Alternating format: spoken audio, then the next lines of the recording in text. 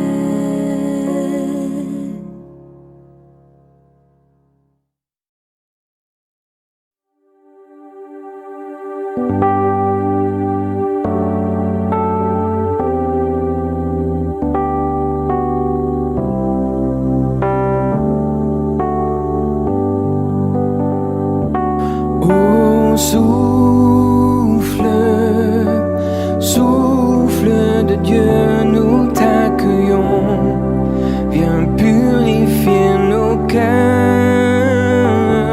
Oh, souffle de Dieu, nous t'accueillons, viens purifier nos cœurs. Rends-nous souples devant toi, à l'écoute de ta voix. Rends-nous sensibles à ton cœur. Sois le roi, sois le Seigneur. Oh, souffle de Dieu, nous t'accueillons, viens purifier nos cœurs. Oh, souffle de Dieu, nous t'accueillons, viens purifier nos cœurs. Quand ton peuple s'humilie,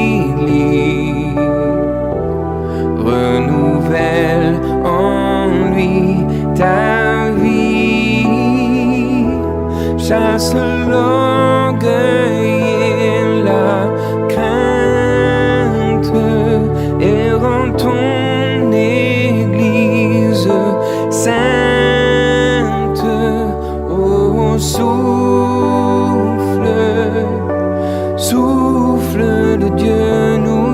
t'accueillons. Viens purifier nos cœurs.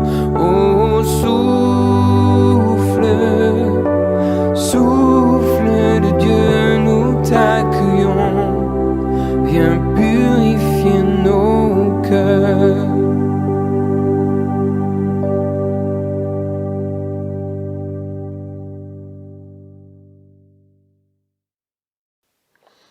Pour le message de ce jour, je souhaiterais aborder un thème qui est en rapport avec la situation que nous vivons actuellement. Oui, c'est vrai que nous sommes maintenant, je l'ai dit dans mon introduction, dans un moment particulier où nous avons la possibilité de pouvoir nous rendre à nouveau dans nos églises, nous qui avions été privés de cette possibilité. Et j'avoue que c'est une grande joie pour la plupart d'entre nous, même si pour certains, cela peut rester une source d'inquiétude, d'angoisse, où il y a des petites questions encore qui restent à résoudre. Mais malgré tout, globalement, c'est cette joie de pouvoir enfin nous retrouver qui domine, de pouvoir de nouveau être ensemble, louer ensemble, nous retrouver les uns près des autres, physiquement, chanter ensemble, n'est, disons-le, vraiment pas pareil au fait de chanter chacun derrière notre écran. Quand nous tenons ces services ensemble, nous ne pouvons pas ne pas penser au moment où le peuple, lui aussi, le peuple d'Israël avait des moments de culte en commun où ils se retrouvaient pour pouvoir chanter les louanges de l'Éternel, pour pouvoir aussi lui rendre le culte qui lui revient. Et c'est un petit peu autour de cet aspect, de cette importance du temple, du sanctuaire, des moments en commun que j'aimerais aussi pouvoir vous inviter à réfléchir ce matin. Tout d'abord, j'aimerais vous inviter à prendre plusieurs textes. Certains que vous reprendrez maintenant se trouvent dans le livre des psaumes, comme le tout premier que je vous propose de prendre maintenant, et qui se trouve dans le psaume 143, les versets 1 à 3. C'est un cantique des degrés, un cantique qui accompagne la montée vers le temple, alors que l'on va rentrer dans le temple. Et ce cantique dit « Voici » bénissez l'Éternel, vous tous serviteurs de l'Éternel, vous qui tenez dans la maison de l'Éternel pendant les nuits. Élevez vos mains vers le sanctuaire et bénissez l'Éternel. Que l'Éternel te bénisse de Sion, lui qui a fait les cieux et la terre. Dans un autre cantique des degrés, toujours, le psaume 122, au verset 1, un cantique qui nous vient de David, on trouve les paroles suivantes. « Je suis dans la joie quand on me dit « Allons à la maison de l'Éternel », ce qui rappellera sans doute à beaucoup d'entre vous un cantique que nous avons l'habitude de chanter. Un autre psaume, dans le psaume 23, psaume bien connu, au verset 6, nous trouvons « Oui, le bonheur et la grâce m'accompagneront tous les jours de ma vie et j'habiterai dans la maison de l'Éternel jusqu'à la fin de mes jours. » Un peu plus loin, psaume 27, les versets 4 à 6, nous disent « Je demande à l'Éternel une chose que je désire ardemment. Je voudrais habiter toute ma vie dans la maison de l'Éternel pour contempler la magnificence de l'Éternel et pour admirer son temple. Car il me protégera dans son tabernacle au jour du malheur. Il me cachera sous l'abri de sa tente. Il m'élèvera sur un rocher. Et déjà ma tête s'élève sur mes ennemis qui m'entourent. J'offrirai des sacrifices dans sa tente au son de sa trompette. Je chanterai. Je célébrerai l'Éternel. Autant de textes qui nous disent toute cette envie de pouvoir se retrouver dans le temple, de pouvoir aller là pour pouvoir rendre gloire à l'Éternel. Se rendre dans le temple, quelque chose que l'on ne pouvait pas faire de manière anodine. Même ces cantiques des degrés ne pouvaient pas être marmonnés sans réfléchir à ce que l'on disait. Il ne faisait pas bon aller au temple sans réfléchir au pas que l'on était en train de faire, sans réfléchir au fait que l'on allait vers le temple. Déjà pour la simple raison pratique que les marches qui menaient au temple étaient de hauteurs différentes. Alors si vous y allez en pensant à autre chose de manière distraite, vous risquez fort de tomber et puis de vous casser le nez. Ces textes sont là pour nous dire tout l'amour que ressentaient les Israélites pour ce temple, pour cette joie de se retrouver au sanctuaire. Et c'est quelque chose que l'on a retrouvé dans toutes les générations du peuple au cours de l'histoire, tout au cours de l'histoire, non seulement de l'Ancien Testament, mais ça se retrouve encore dans le Nouveau Testament. On va voir même que les apôtres, bien souvent, on les retrouve dans le temple, ils sont là dans le temple. Après la résurrection, ils vont là, ils sont là, et ils rendent gloire à Dieu. Ils ont du plaisir à se retrouver là. Jésus lui-même y est passé de nombreuses fois. Il n'y a pas que le temple, mais on y reviendra un petit peu plus tard. Un temple qui est un endroit où le Seigneur invite son peuple à pouvoir se retrouver, pour pouvoir justement lui rendre un culte. Et le psaume 84, verset 10, qui n'est pas de David cette fois-ci, mais des fils de Corée, ce texte nous dit au verset 10 donc, « Mieux vaut un jour dans tes parvis que 1000 ailleurs. Je préfère me tenir sur le seuil de la maison de mon Dieu plutôt que d'habiter sous les tentes de la méchanceté. Mieux vaut pour moi être avec toi dans ton temple plutôt que éloigné, coupé, séparé de toi. » Et tous ces textes sont là pour nous dire aussi quels sont les projets de Dieu pour tous ceux qui se laissent guider par lui. Regardez notamment ce texte que l'on trouve dans le livre d'Ésaïe. Livre d'Ésaïe, au chapitre 2, les versets 2 à 4. Le texte dit ceci. « Il arrivera dans la suite des temps que la montagne de l'Éternel sera fondée sur le sommet des montagnes, qu'elle s'élèvera par-dessus les collines et que toutes les nations y afflueront. Des peuples s'y rendront en foule et diront « Venez et montons à la montagne de l'Éternel, à la maison du Dieu de Jacob, afin qu'il nous enseigne ses voies et que nous marchions dans ses sentiers. Car de Sion sortira la loi et de Jérusalem la parole de l'Éternel. Il sera le juge des nations, l'arbitre d'un grand nombre de peuples.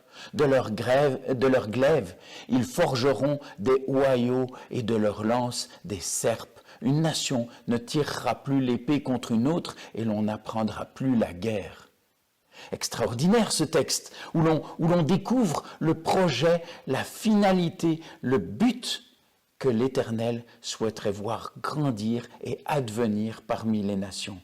Des nations en paix qui, en masse, se tournent vers lui et viennent s'abreuver de sa sagesse et de toute l'affection qu'il a pour chacune d'entre elles. Ces différentes nations que l'on aurait pu croire par moments rejetées par l'Éternel et qui toutes prennent place dans le temple, qui viennent pour lui rendre gloire dans le temple de l'Éternel.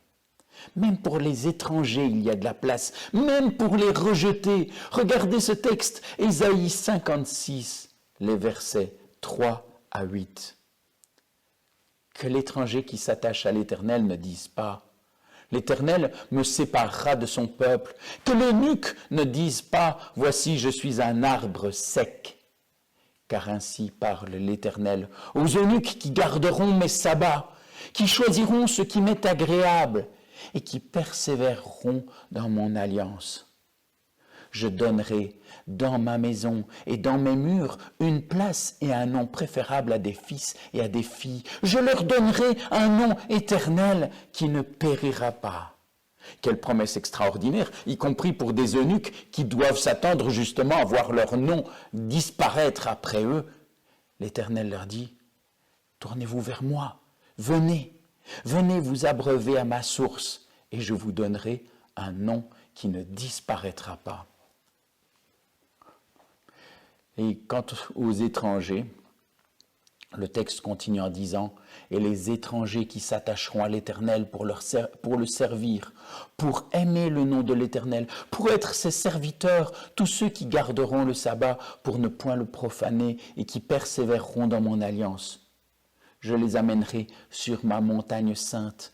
Je les réjouirai dans ma maison de prière. Leurs holocaustes et leurs sacrifices seront agréés sur mon autel, car ma maison sera appelée une maison de prière pour tous les peuples. Le Seigneur, l'Éternel parle, lui qui rassemble les exilés d'Israël. Je réunirai d'autres peuples à lui, aux siens déjà rassemblés. Extraordinaire, on peut sentir tout cet amour de Dieu qui s'étend à l'entièreté de l'humanité. Ah oui, c'est vrai que ce temple de Jérusalem, ce sanctuaire, eh bien, était un lieu extraordinaire. Bon, c'est vrai qu'il y a eu différents temples après les événements qu'ont traversé le peuple d'Israël au cours de son histoire. Le plus magnifique, le plus extraordinaire était des témoignages que l'on en a, le temple de Salomon, par sa magnificence, même si plus tard le temple d'Hérode prendra aussi beaucoup d'ampleur et sera une construction très très impressionnante, bien que peut-être moins jolie, moins précieux. Ce temple était pour le peuple juif bien plus qu'un édifice, bien plus qu'un beau bâtiment, bien plus qu'un endroit où on se retrouve pour se réunir.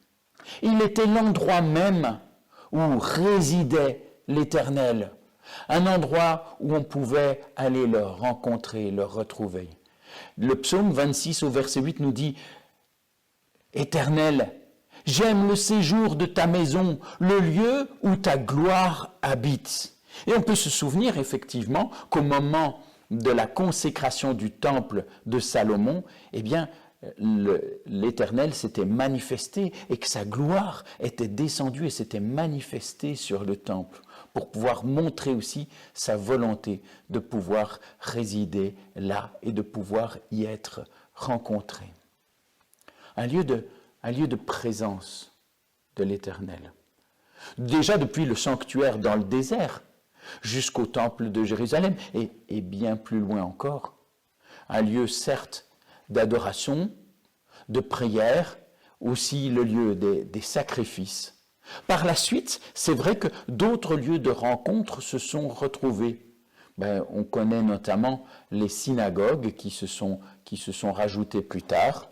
Alors bon, je ne veux pas rentrer trop dans les détails, mais c'est vrai qu'il y a 3 opinions courantes sur le moment où elle serait apparue.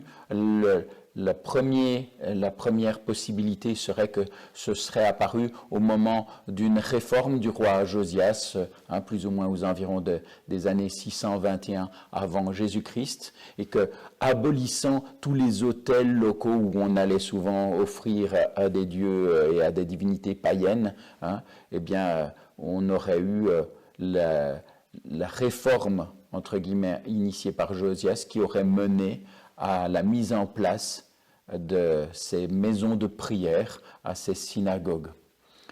Alors, c'est une possibilité, oui, effectivement, que l'on retrouve peut-être évoquée par le fait que dans Jérémie 39, au verset 8, même on dit que quand les Babyloniens sont arrivés, qu'ils ont détruit non seulement le temple, mais aussi des maisons qu'on appelait les maisons du peuple, qui étaient sans doute des maisons où on se retrouvait déjà ensemble, non seulement pour pouvoir lire la Torah, mais aussi, peut-être aussi pour pouvoir prier, pour pouvoir rendre un culte à l'Éternel.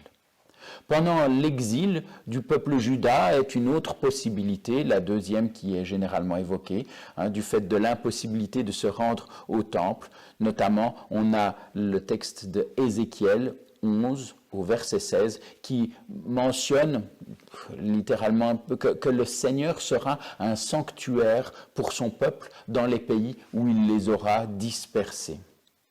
La dernière possibilité serait que les synagogues seraient apparues encore plus tard, vers le IIe siècle avant Jésus-Christ, avec l'apparition du pharisaïsme. Mais d'abord, c'est Beth Knesset, maison de réunion, elle servait à toutes sortes de réunions. C'était une sorte de maison de la communauté. Certains ont été jusqu'à dire que c'était presque comme une maison communale. Mais elle comportait toutes, normalement, une salle centrale avec des bancs, un pupitre pour la lecture de la loi, un emplacement pour pouvoir ranger les rouleaux qui servaient à la lecture. Bien sûr, leur rôle s'est amplifié après la destruction du temple par les Romains, après l'année 70 après Jésus-Christ, mais dès le départ, elles servaient aussi de lieu d'apprentissage de la loi, d'écoute du Tanakh, de l'Ancien Testament. C'est vrai que dès le départ, tous ces endroits avaient aussi fonction de pouvoir se retrouver pour pouvoir méditer la parole de Dieu. Alors, quand on regarde l'ensemble de ces textes, on voit qu'il y a toujours cette même invitation de l'Éternel. Invitation à pouvoir venir, à pouvoir se rassembler, à pouvoir venir lui rendre un culte. Alors cet endroit, ce temple, va être, oui c'est vrai, un lieu de rassemblement, mais pourquoi ? Pourquoi s'y rassemblait-on ?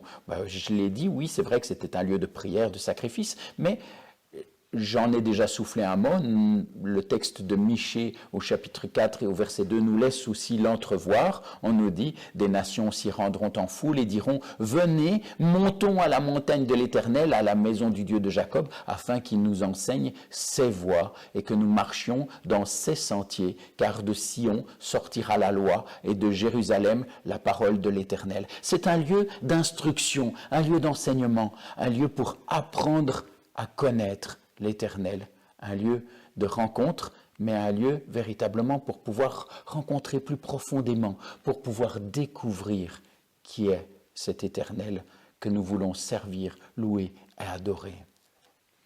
Dans le texte d'Ésaïe, au chapitre 37, les versets 1 à 5, nous lisons ceci.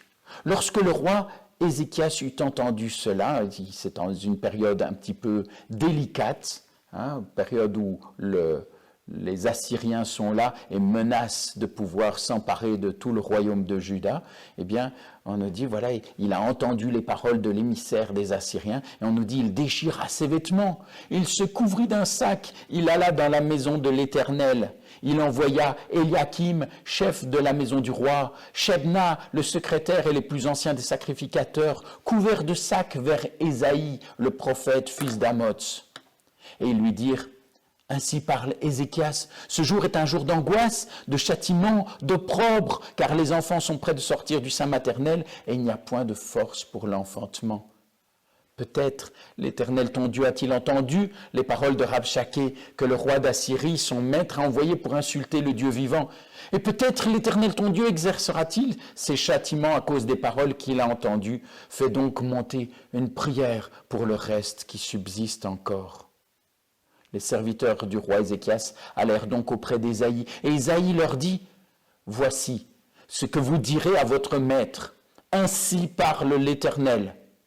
Ne t'effraie point des paroles que tu as entendues et par lesquelles m'ont outragé les serviteurs du roi d'Assyrie. » Un lieu qui est un lieu de secours. On se dirige vers le temple, on se dirige vers les prophètes et on appelle au secours. Un lieu où on va être, comme le disaient certains des textes que l'on a déjà lus, où on va être mis en sécurité, où on sera mis sur un rocher, on va être en hauteur, on va être préservé. Un lieu de secours pour les moments difficiles, oui, comme nous l'avions lu dans le psaume 37 notamment. Un autre texte, le texte du Deutéronome, au chapitre 12 et au verset 5, nous dit... Un autre texte, le texte de Deutéronome, au chapitre 12 et au verset 5, nous dit « Mais vous le chercherez à sa demeure. Vous irez au lieu que l'Éternel votre Dieu choisira parmi toutes vos tribus pour y placer son nom. C'est là que vous présenterez vos holocaustes, vos sacrifices, vos dîmes, vos prémices, vos offrandes en accomplissement d'un vœu, vos offrandes volontaires et les premiers-nés de votre gros et de votre menu bétail. C'est là que vous mangerez devant l'Éternel votre Dieu et que vous et vos familles vous ferez servir à votre joie tous les biens par lesquels l'Éternel votre Dieu vous aura béni. » On se rendait au temple tout d'abord parce qu'on y était invité, parce que c'était ordonné par l'Éternel. Il avait donné ordre à son peuple de pouvoir se rendre dans un lieu choisi pour pouvoir lui rendre le culte qui lui revenait. Mais est-ce que les Israélites se rendaient là uniquement pour cela? Est-ce qu'ils se rendaient uniquement parce qu'il y avait un ordre, une obligation de pouvoir se retrouver là au temple? Alors c'est vrai que pour certains, pour le peuple à certains moments, cette recherche du temple s'est restreinte à une recherche de protection, d'une bénédiction, comme si le simple fait d'y aller suffisait. Heureusement que de nos jours, cela ne peut plus jamais nous arriver, de croire que la seule présence à l'Église suffirait à nous assurer salut, protection, bénédiction. Peut-être devrions-nous méditer aussi sur notre état d'esprit et sur ce qui nous pousse aussi à nous rendre à l'Église. Est-ce que nous aussi, nous sommes tombés dans une forme complètement tordue d'adoration à Dieu, dans une manière de vivre notre relation avec lui qui est devenue purement mécanique? Les prophètes avaient dénoncé à de multiples reprises cette manière complètement faussée de comprendre l'appel de Dieu. Ils avaient dénoncé cette prétendue manière de rendre un culte à Dieu, alors que dans le fond, la vie de ceux qui venaient au temple n'avait plus aucune relation réelle avec le Seigneur. On le voit dans le texte de Jérémie au chapitre 7, à partir du verset 3. Ainsi parle l'Éternel des armées, le Dieu d'Israël. Réformez vos voies et vos œuvres, et je vous laisserai demeurer dans ce lieu. Ne vous livrez pas à des espérances trompeuses en disant « C'est ici le temple de l'Éternel, le temple de l'Éternel, le temple de l'Éternel !» Si vous réformez vos voies et vos œuvres, si vous pratiquez la justice envers les uns et les autres, si vous n'opprimez pas l'étranger, l'orphelin et la veuve, si vous ne répandez pas en ce lieu le sang innocent, si vous n'allez pas auprès d'autres dieux pour votre malheur, alors je vous laisserai demeurer dans ce lieu, dans le pays que j'ai donné à vos pères d'éternité en éternité. Le Seigneur les appelle à revenir à lui, à ne pas oublier que ce n'est pas le lieu en tant que tel qui est un lieu magique, qui est un lieu qui suffirait à protéger, à garantir toutes sortes de bénédictions. Non, moi je voudrais que vous restiez auprès de moi et que le peuple soit béni d'éternité en éternité, dit le Seigneur. Si, c'est vrai, si la majesté du temple, de son mobilier, de ses ornements, effectivement reflétait la majesté de Dieu, la beauté du Seigneur, son désir principal était qu'à la beauté du lieu corresponde la beauté du cœur, des intentions, des vies, des caractères de celles et ceux qui cherchent à s'approcher de lui. En effet, c'est bien cela qui est au centre du projet de Dieu, depuis le sanctuaire, depuis la tente de la rencontre. La volonté de Dieu est d'habiter au milieu de nous, de pouvoir restaurer le lien avec chacune et chacun d'entre nous. Il nous connaît. Il connaît nos difficultés à l'entendre, à le suivre. Il connaît la dureté de nos cœurs. Et s'il nous invite à nous retrouver ensemble pour le louer et lui rendre un culte, ce n'est pas pour le bâtiment qui abrite notre rencontre. Même Salomon était conscient de cela alors qu'il se préparait à la dédicace du temple. Dans 1 Roi, au chapitre 8 et au verset 27, il nous rappelait ceci de manière très claire. Mais quoi ? Dieu habiterait véritablement sur la terre ? Voici, les cieux et les cieux des cieux ne peuvent te contenir, combien moins cette maison que je t'ai bâtie. Ce n'est pas le lieu en tant que tel qui importe. Ce n'est pas le lieu qui est le centre du culte que nous rendons à l'Éternel. La nature elle-même peut constituer un temple à la gloire du Créateur. Le psaume 19 nous le disait, un psaume de David, et qui dit « Les cieux racontent la gloire de Dieu, Et l'étendue manifeste l'œuvre de ses mains. Le jour en instruit un autre jour, la nuit en donne connaissance à une autre nuit. Ce n'est pas un langage, ce ne sont pas des paroles dont le son ne soit point entendu. Leur retentissement parcourt toute la terre. Leurs accents vont aux extrémités du monde où il a dressé une tente pour le soleil. Et le soleil, semblable à un époux qui sort de sa chambre, s'élance dans la carrière avec la joie d'un héros. Il se lève à une extrémité des cieux et achève sa course à l'autre extrémité. Rien ne se dérobe à sa chaleur. La nature tout entière nous dit la gloire de Dieu. Et l'Éternel n'a pas besoin d'un édifice particulier pour pouvoir se manifester à nous, pour que nous soyons assurés de sa présence. En Matthieu 18, Jésus lui-même nous assure de sa présence parmi celles et ceux qui sont réunis en son nom.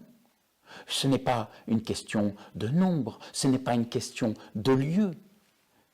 C'est d'abord et surtout la volonté de pouvoir se tenir en présence de Dieu, de pouvoir chercher sa présence, de pouvoir aussi discerner ce qu'elle cherche à dire à chacune et à chacun d'entre nous.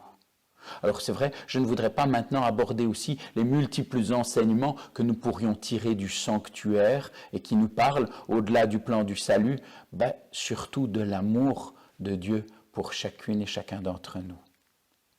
Ce qui est certain, c'est que l'Éternel semble davantage préoccupé de nous voir construire un temple, non pas simplement édifice, mais un temple de temps dans nos existences, et cela plus qu'un temple de murs. Oh, non seulement, c'est vrai, il veut nous parler chaque jour, mais il nous invite, il nous fixe un rendez-vous particulier chaque semaine pour cesser la course parfois folle de nos existences, pour nous mettre à son écoute via sa parole, via nos frères et sœurs dans la foi, au travers de nos prières, de nos louanges, de la lecture de sa parole, des témoignages que nous pouvons partager. Il nous invite à laisser l'Esprit réaxer nos existences, les rediriger vers lui, afin que nous puissions recevoir toutes les bénédictions qu'il a en réserve pour chacune et chacun d'entre nous. Il est bien plus intéressé à ce que nos vies disent qu'il est notre Dieu, et plus intéressé à cela qu'au fait que nous ayons un même bâtiment, un même lieu de rencontre. Il est plus intéressé à ce que, conscient que tous nous avons un même Père, que nous puissions agir en frères et sœurs avec nos semblables qui sont aussi créatures du même Père. Souvenez-vous de son invitation à ce que tous les peuples puissent venir aussi le rejoindre, lui rendre un culte et recevoir sa bénédiction. Mais alors, dans le fond, si ces bâtiments, si ces édifices ne sont pas centraux, mais pourquoi proposer alors des lieux pour nous réunir? Pourquoi instituer une église dont nous sommes tous une part? Et pourquoi l'inviter à se réunir, à pouvoir ensemble tenir des moments où on va s'entretenir par des cultes, par des hymnes, des cantiques, des témoignages? Eh bien, sans doute, pour une part, parce qu'il sait que nous sommes tous faits du même bois. Il nous connaît, il connaît notre nature, il sait que nous manquons parfois de constance et il nous donne la possibilité d'être en lui des soutiens aussi les uns pour les autres. Il sait que nous avons besoin de nous retrouver, non seulement pour pouvoir chercher sa présence, mais aussi pour pouvoir aussi nous parler les uns les autres, pour pouvoir nous entendre les uns les autres, pour apprendre à être ensemble, non seulement ses créatures, ses enfants, mais aussi frères et sœurs. Il sait que nous vivons dans un monde aussi fait d'endroits et de moments. Il sait que nous avons besoin de temps et de lieux de référence, de régularité, d'habitudes qui constituent pour nous un cadre, un soutien à notre foi.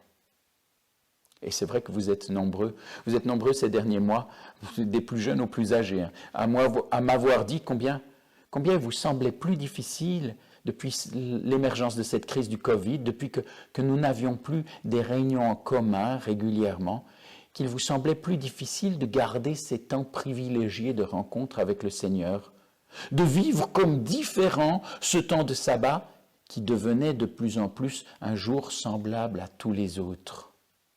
Rejoindre l'Église, aujourd'hui comme hier, que ce soit en ligne ou physiquement, est d'abord là pour exprimer notre volonté de répondre à l'invitation de Dieu. Une attitude d'écoute, une volonté de l'accepter comme le Seigneur de notre existence. Le texte que nous trouvons dans Ecclésiaste, au chapitre 5, les versets 1 à 3, nous dit « Prends garde à ton pied lorsque tu entres dans la maison de Dieu. Approche-toi pour écouter plutôt que pour offrir le sacrifice des insensés, car ils ne savent pas qu'ils font mal. Ne te presse pas d'ouvrir la bouche et que ton cœur ne se hâte pas d'exprimer une parole devant Dieu, car Dieu est au ciel et toi sur la terre, que tes paroles soient donc peu nombreuses. Car si les songes naissent de la multitude des occupations, la voix de l'insensé se fait entendre dans la multitude des paroles. » Oui, c'est vrai que même quand nous nous retrouvons à l'église, nous sommes parfois bien plus pressés d'y aller et de parler, plutôt que dans une véritable disposition de chercher à entendre ce que le Seigneur cherche à nous dire. Que le Seigneur nous donne une joie renouvelée dans la rencontre avec notre Père. Que cette rencontre avec lui soit bien plus qu'une formalité, qu'un moment que nous prenons chaque semaine, qu'une case dans nos agendas, mais qu'elle puisse être la rencontre vivante avec le Tout-Puissant, la base d'une relation vivifiante, transformante, qui lui donne le champ libre pour pouvoir changer en nous ce qui entrave ses plans de bénédiction pour nous et nos semblables. Dans 2 Chroniques, au chapitre 16 et au verset 14, on trouve un passage qui est assez connu. Ce passage dit « Si mon peuple, sur qui est invoqué mon nom, s'humilie, prie et cherche ma face, s'il se détourne de ses mauvaises voies, je l'exaucerai des cieux, je lui pardonnerai son péché et je guérirai son pays. » Nos cultes ne sont pas appelés à être des moments où nous nous bornons à nous raconter de jolies histoires, même s'il est vrai que la Bible contient de belles histoires. Ce n'est pas non plus des moments qui visent à écouter simplement de beaux textes, même si la parole en est remplie. Il s'agit d'autant d'opportunités de laisser l'Éternel nous toucher et impacter nos vies, nous poser des questions, modifier, modeler le cours de nos existences afin que nous puissions pleinement être ses enfants, des êtres humains, des êtres pleinement à son image. Tous ensemble, nous formons un temple vivant. Et son projet, comme celui exprimé par les psalmistes, est que l'on ne se quitte plus. Que nous puissions demeurer ensemble, le Olam, au siècle des siècles, pour l'éternité. Et le texte que l'on trouve dans l'Apocalypse, au chapitre 3, les versets 11 à 13, ils nous disent, voilà, « Je viens bientôt. Retiens ce que tu as, afin que personne ne prenne ta couronne. Celui qui vaincra, je ferai de lui une colonne dans le temple de mon Dieu. Il n'en sortira plus. J'écrirai sur lui le nom de mon Dieu et le nom de la ville de mon Dieu, de la nouvelle Jérusalem qui descend du ciel d'auprès de mon Dieu, et mon nom nouveau. Que celui qui a des oreilles entende ce que l'Esprit dit aux églises. Que le Seigneur nous trouve à son retour, unis, soudés, et qu'il puisse nous aider à être des colonnes qui soutiennent, qui reflètent sa magnificence et son amour. Amen. Pour poursuivre ce service, nous chanterons ensemble le chant « Nous t'adorons, ô Père ».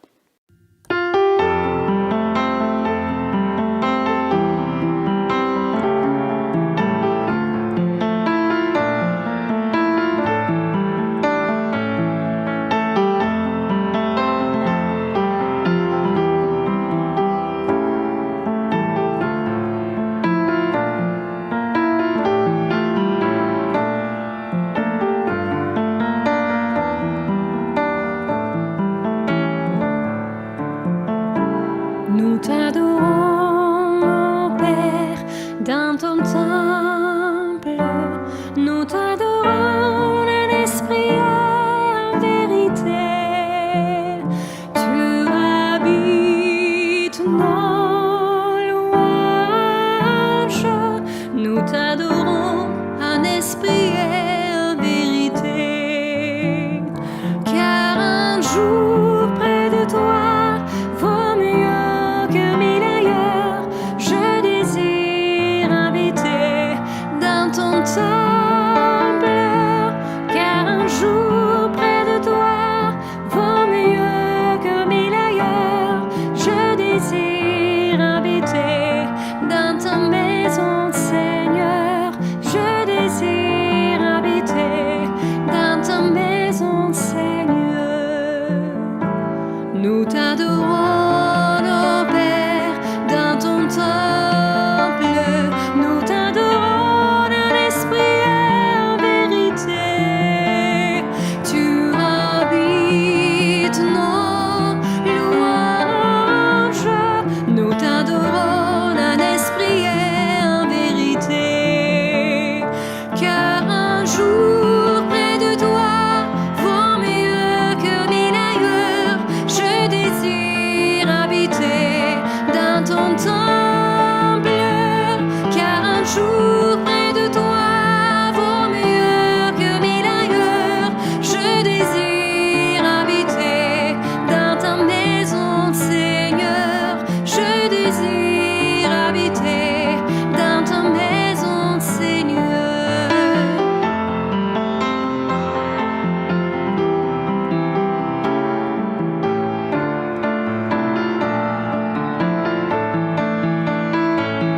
Car un jour près de toi vaut mieux que 1000 ailleurs. Je désire habiter dans ta maison, Seigneur. Je désire habiter dans ta maison, Seigneur.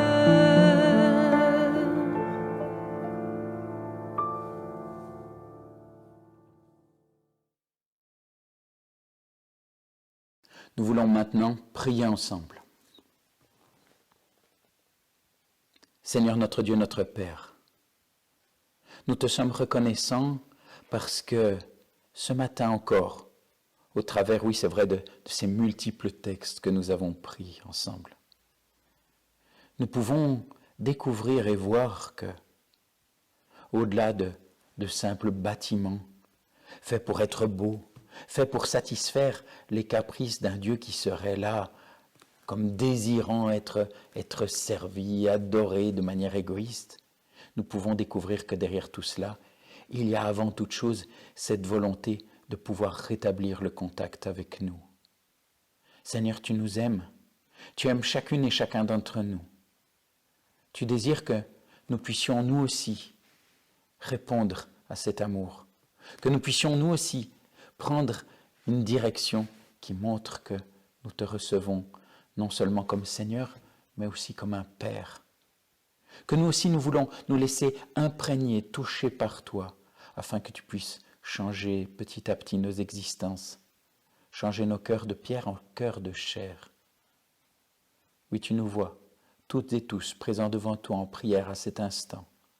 Et je voudrais te demander que chacun, là où il se trouve, puisse recevoir ta paix, puisse sentir combien tu l'aimes, et puisse aussi devenir participant de toutes ces belles choses que tu souhaites voir grandir dans nos existences, que tu puisses faire de nous tous des bénédictions pour celles et ceux aussi que tu places à nos côtés.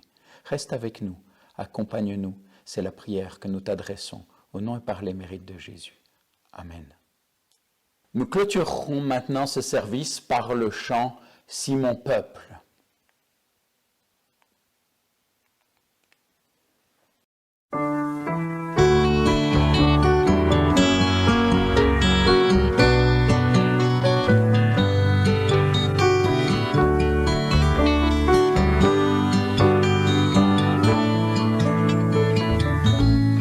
Si mon peuple, sur qui est invoqué mon nom,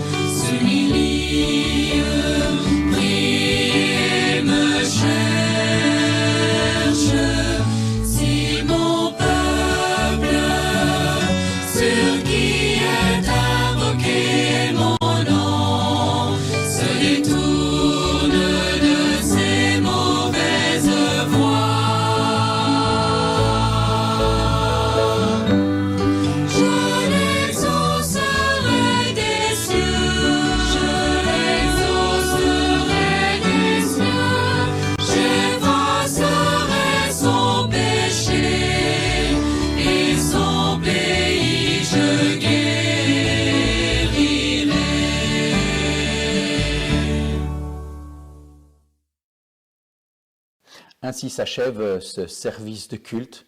Je vous souhaite encore à toutes et à tous une suite de sabbat béni dans la compagnie les uns des autres, là où vous vous trouvez, mais aussi toutes et tous en compagnie du Seigneur, qu'il vous garde et qu'il vous bénisse. Amen.